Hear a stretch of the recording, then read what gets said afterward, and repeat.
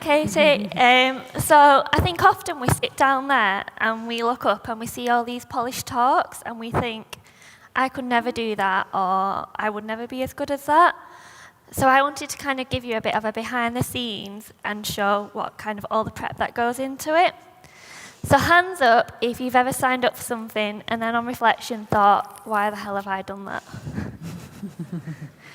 So pretty much all of us. So that was me about this time last year.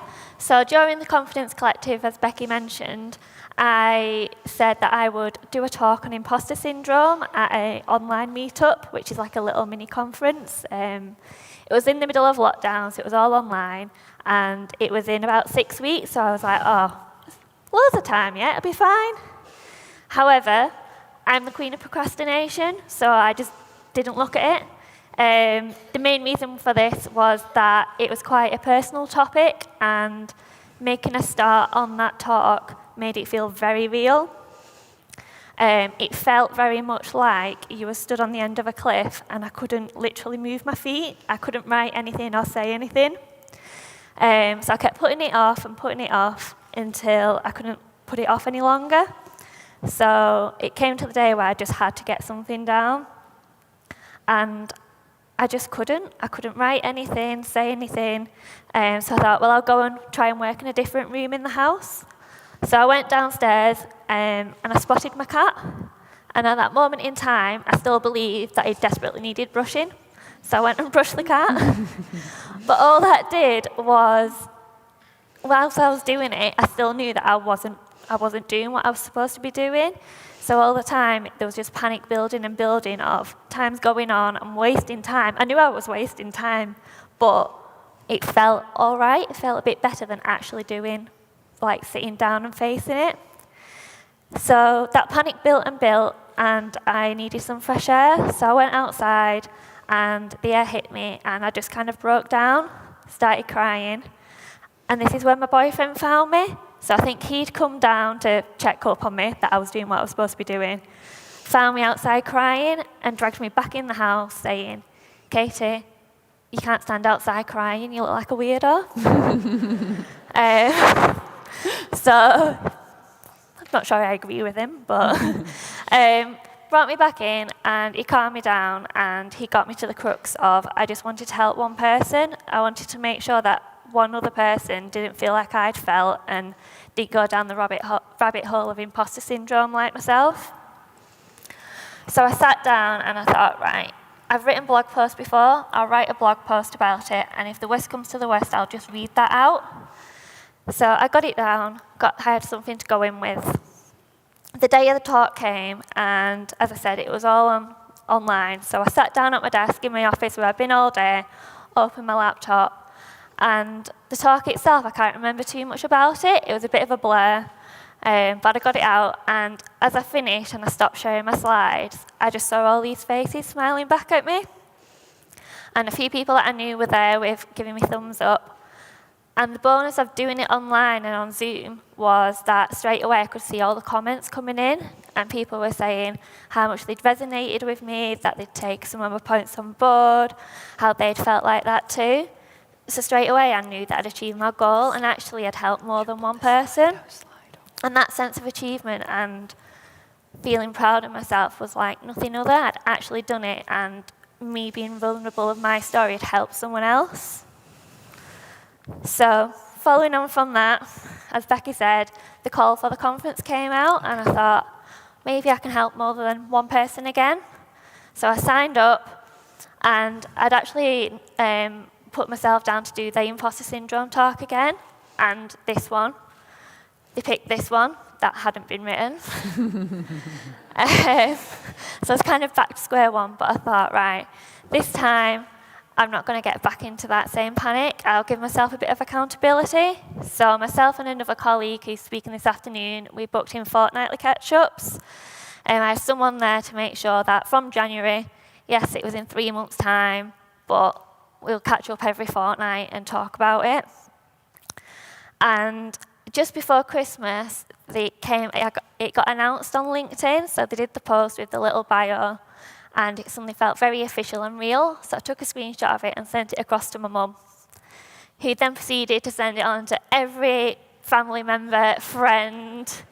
And I know she was just doing it because she was proud, but for me, that just felt like more pressure, more people that I knew, especially my family, that would now be asking about it, and if I failed, they would know I failed too, and I couldn't just brush it under the carpet and keep it as work, Katie. She also got me to read it out to my grandma, so started reading it out, and she interrupted me, my mum, and said, "No, Katie, start from the beginning where they say we're really excited." And I was like, "Well, I think they just say that about everyone, Mum." She was like, "No, make sure you say that bit, they mean it about you." So I started again, and then my mum kept going on about it. So my mum has been so supportive, and it was, I think in January time, she started asking me what I was going to wear. And you have to look professional, you have to look like you're a conference, you have to look professional, you can't just wear jeans. So I ended up with this outfit back in January, before I even had the content of my talk. But it made me, I felt comfortable in what I was wearing, and it meant that last night I wasn't having a last minute stress of what do I wear. All that was sorted and I didn't have to think about it.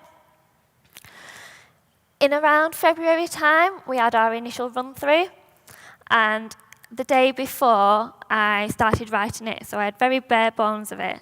And at this point, I realised that I was a keynote speaker, so it's probably not easy to believe, but it took me a good 6 weeks before I've been announced and been accepted to realise that I wasn't speaking in the afternoon, which is what I'd signed up for. I was a keynote speaker. So I started Googling what does that mean? What does my talk now have to be about? Google didn't help, so I thought, well, I'll go on LinkedIn and find the other keynote speakers. But they all had special profiles where you can only follow, not connect.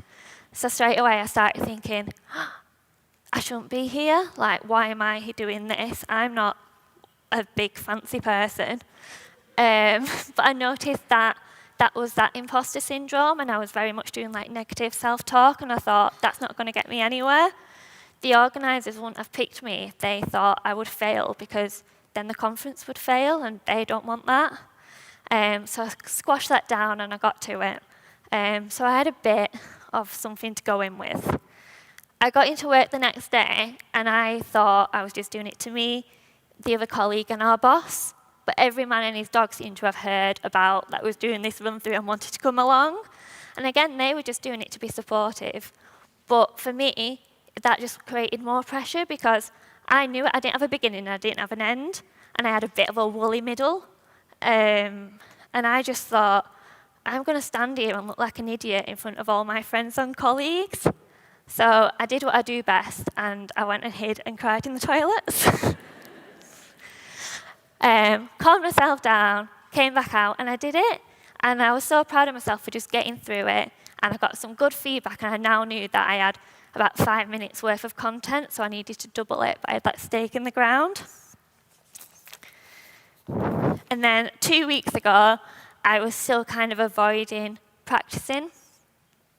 And I thought, I can't keep doing this. There's 2 weeks to go. How often would I get the opportunity to stand in front of all these people and talk? I should be enjoying it. I should be enjoying the run-up. So I very consciously, and I've never ever done this before, but I consciously thought I need to change this narrative and think, I'm going to enjoy this. And that's kind of what got me through the next 2 weeks. I've booked in loads of practice runs with people that I know wouldn't let me get away with it. They were literally dragging me off when I was like, oh, let's talk about breakfast. I thought we was doing this practice one. Oh, yeah, okay. And then I think often we look up and we see people that talk and we think they have polished this for weeks and months beforehand. But that's not always the case. I was still refining this on Monday this week. And literally 9 o'clock this morning, felt fine. And I had a little mini panic and thought, oh, it's something real.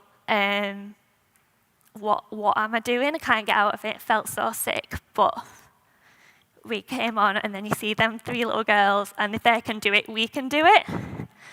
But doing these 2 talks have made me really reflect, and I think some of the things I've learned are being really self-aware, so being self-aware, but also being accepting of who you are.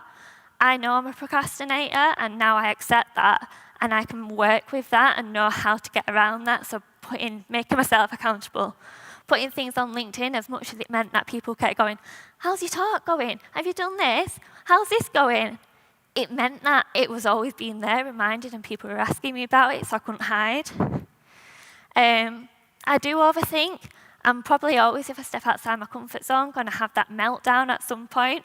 Felt dead good this time because I'd avoided it until Monday, and I was like, oh, it's got me. But now I think that's always just going to happen. And just look at how you can improve little by little. So last time I learned that I needed accountability, so I changed that this time. If I do this again, I'll probably look at how I manage that pressure on myself so I don't have a massive breakdown. And I think often we limit ourselves. So we'll say, I'm not a CEO or I'm not an entrepreneur. I'm not even a head of or a managing a team. Yet I still think that everyone's got something that they can share. And one of the most powerful things I think we can do to help other people is to share our own stories and experience. Finally, the one thing that I wanted to do today was to ultimately inspire other people of you can go out and do that scary thing. You don't have to wait for whatever it is. Go out and give a talk, stand up for yourself in a meeting, write a blog post, do that TikTok. You're the one that's holding you back, no one else, and everyone else is rooting for you. What stood out for me even this morning is how many people just want you to do well. No one wants to hold you back. So go out there and just believe that you can do it.